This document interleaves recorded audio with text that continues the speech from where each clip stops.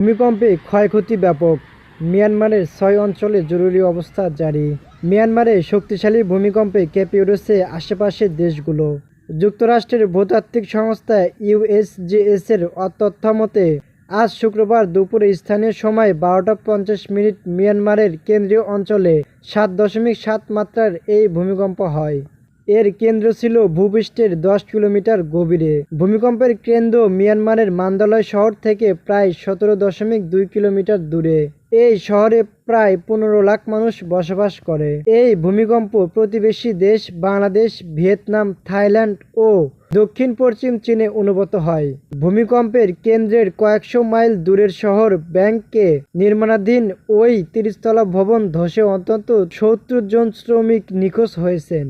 মিয়ানমারের দ্বিতীয় বৃহত্তম শহর মান্দালয়ের একজন উদ্ধারকর্মী বিবিসিকে বলেছেন, ভূমিকম্পে ব্যাপক ক্ষয়ক্ষতি হয়েছে এবং অন্তত কয়েকশো মানুষ হতাহত হয়েছেন। মান্দালয়ের একজন বাসিন্দা রয়টার্সকে বলেন, সবকিছু কাঁপছিল। তখন আমরা সবাই বাইরে বের হয়ে আসি। আমি চোখের সামনে একটি ৫ তলা ভবন ধসে পড়তে দেখেছি। আমার শহরের সবাই বেরিয়ে রাস্তায় এসেছে।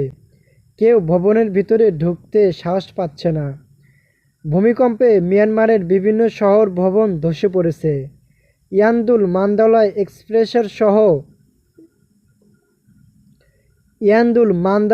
এক্সপ্রেসের সহ একটি সেতু ধসে পড়েছে বলে জানিয়েছে মিয়ানমারের সংবাদ মাধ্যম।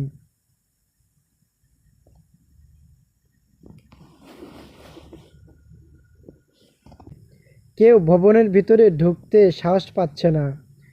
ভূমিকম্পে মিয়ানমারের বিভিন্ন শহর ভবন ধসে পড়েছে। ইয়ান্দুল মান্দালয় এক্সপ্রেসের সহ